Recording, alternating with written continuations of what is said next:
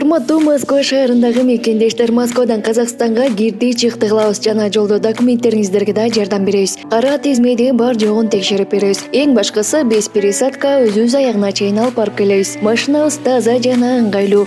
Регистрацияңыздын мөөнөтү өтүп кеткен болсо жасап беребиз. Дороги Кожуховская 1-выход саат 12:00 жана 18:00 жана кечки 20:00 рейстер бар. Сиздердин кызматыңыздарда өз ишин мыкты билген тажрыйбалуу мыктыбек. Андыктан төмөнкү номерлерге жазыңыздар 89 099 141 441. Биз ар дайым сиздердин кызматыңыздарда 24 саат бою байланыштабыз.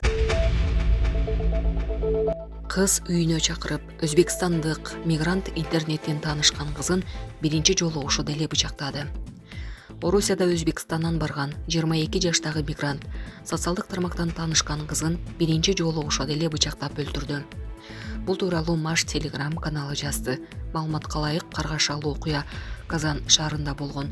Анда 22 жаштагы Бахром Джон менен 25 жаштагы Ирина соц тармактарда таанышкан. Таанышкандан көп өтпөй, кыз мигрант баланы биринчи жолу ушуга үйүнө чакырган. Түндө кошунасы кыздын батиринин эшиги ачылып калганын көрүп, үйүнө кирген. Киргенде эле канга боелгон жансыз денени көргөн. Көзөмөл камераларынан алынган видеодо Бахром Жондун кире бериштен качып чыкканы көрүнгөн. Учурда шектүү кармалып, тергөө амалдары жүрүп жатат. Булак супер кежи. Кыргызстанда өткөн айда 6000ден ашык жаран пенсияга чыкты. Кыргыз өлкөсүндө 2 айда 15389 жаран пенсияга чыкты. Бул тууралуу социалдык фонддун маалыматында жазылат. Маалым болгондой, февраль айында 6331 жаранга пенсия чектелген.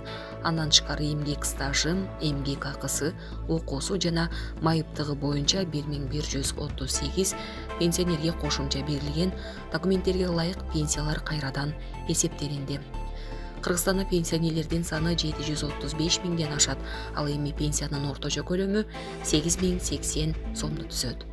Булак супер кежи. Россия Федерациясынын Кургоо министрлигинин орун басары Дмитрий Медведев соттун чечимин аткарып, чет өлкөлөр Владимир Путинди камакка алса эмне болорун айтып берди.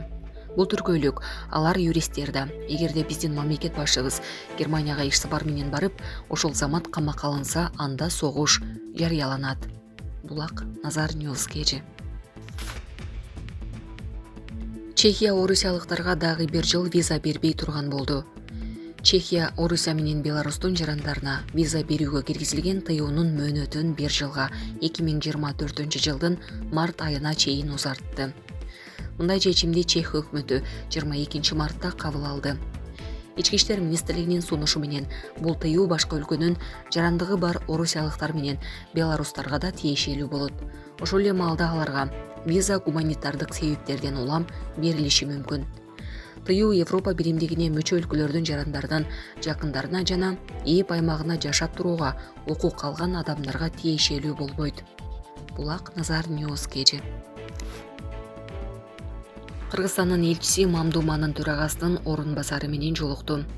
Кыргызстандын Россиядагы элчиси Гүлнара Клара Самат РФтин федералдык жыйынынын мамлекеттик думасынын төрагасынын орун басары Борис Чернышев менен жолукту.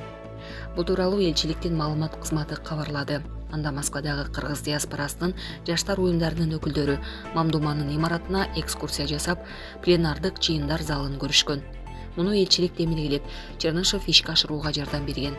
Жолугушуунун жүрүшүндө эки өлкөнүн жаштар уюмдарынын ортосундагы кызматташтыкты өнүктүрүү, биргелешкен иш-чараларды өткөрүү планы талкууланган. Булак Спутник кежи. Испаниянын 17 жаштагы ханбикеси армияга барат. Испаниянын 17 жаштагы ханбикеси Леонор аскер кызматын өтөө чечимин кабыл алды. Бул туурасында чет элдик маалымат каражаттары жазып чыгышты. Маалыматка ылайык, ханбике Леонор август айынан баштап аскер кызматын өтөй баштайт. Болочу ханышанын аскердик даярдыгы 3 жылга созулат. Бардык парламенттик монархияларда эле тактынын мураскери аскердик билимге ээ болушу керек дейт Испаниянын Кургоо министри Маргарита Роблес. Ханбикенин 1 жылы Сарагосадагы жогорку аскердик академиясында, 2 жылы деңиз флотунун мектебинде өтөт. Ал эми кызматтын 3-жылында тактынын мураскери башкы аскер аба күчтөрү академиясында окуйт. Учурда Ханбийке Леонер Улуу Британиядагы Атлантика колледжин бүтүрүп жатат. Ал 31 октябрда 18 жашка чыгат.